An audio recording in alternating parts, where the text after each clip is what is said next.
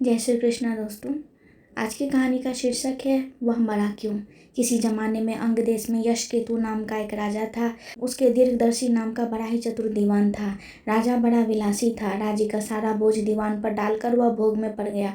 दीवान को बहुत दुख हुआ। उसने देखा कि राजा के साथ सब जगह उसकी निंदा होती है, इसलिए वह तीरथ का बहाना करके चल पड़ा। चलते चलते रास्ते में उसे एक शिव मंदिर मिला। उसी समय निच्छेदित नाम का एक सौदागर वहां आया और दीवान के पूछने पर उसने बताया कि स्वर्ण द्वीप में व्यापार करने जा रहा है। दीवान भी उसके साथ हो लिया। दोनों जहाज पर चढ़कर स्वर्ण द्वीप पहुंचे और वहां व्यापार करके धन कमाकर लौटे। रास्ते में समुद्र में एक दीवान को एक कल्पवृक्ष दिखाई दिया। उसकी मोटी मोटी शाखाओं पर रत्नों से जुड़ा एक पलंग बिछा था। उस पर एक रूपवती कन्या बैठी वीणा बजा रही थी। थोड़ी देर बाद वह भी गायब हो गई और पेड़ भी न रहा। दीवान बड़ा चकित। दीवान ने अपने नगर में लौटकर सारा हाल कह सुनाया। इस बीच इतने दिनों तक राज्य को चलाकर राजा सुधर गया था। उसने विलासिता छोड़ दी थी। दीवान की कहानी सुनकर राजा उस सुंदरी को पाने के लिए बेचैन हो उठा और राज्य का सारा काम दीवान पर सौंपकर तपस्वी का वेश बनाकर वहीं पहुंचा।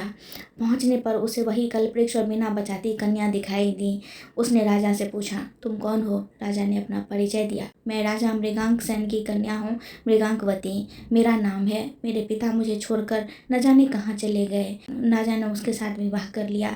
कन्या ने यह शर्त रखी कि वह हर महीने के शुक्ल पक्ष और कृष्ण पक्ष की चतुर्दशी और अष्टमी को यहाँ आ जाया करेगी। राजा उसे रोकेगा नहीं। राजा ने यह शर्त मान ली। इसके बाद कृष्ण पक्ष की चतुर्दशी आई तो राजा से पूछकर मृगांकवती वहां से चली गई।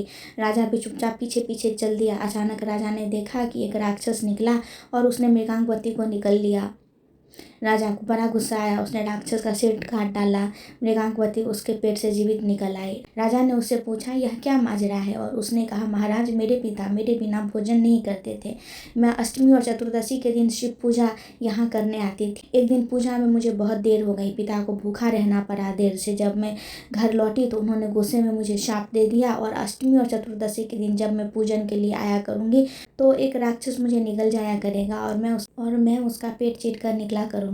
जब मैंने शाप छुड़ाने के लिए बहुत अनुनय की तो वह बोले, जब अंग देश का राजा तेरा पति बनेगा और तुझे राक्षस से निगली जाते देखेगा तो वह राक्षस को मार देगा, तब तेरे शाप का अंत होगा।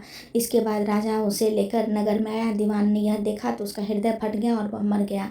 इतना कहकर बेताल ने पूछा, हे राजन, यह बताओ कि स्वामी की इतनी खुशी के समय दीवान का हृदय फट गया। इसलिए उसका हृदय फट गया क्योंकि उसने सोचा कि राजा फिर से स्त्री के चक्कर में पड़ गया और जिससे राज्य की दुर्दशा होगी। राजा का इतना कहना था कि बेताल फिर पेड़ पर जा लटका। राजा ने वहां जाकर फिर उसे साथ लिया तो रास्ते में बेताल ने सुनाई अगली कहानी। दोस्तों, आपको मेरी ये कहानी कैसी लगी मुझे कमेंट में ज़रूर बताएं और कमेंट में जय श्री कृष्णा लिखना ना भूलें। धन्यवाद।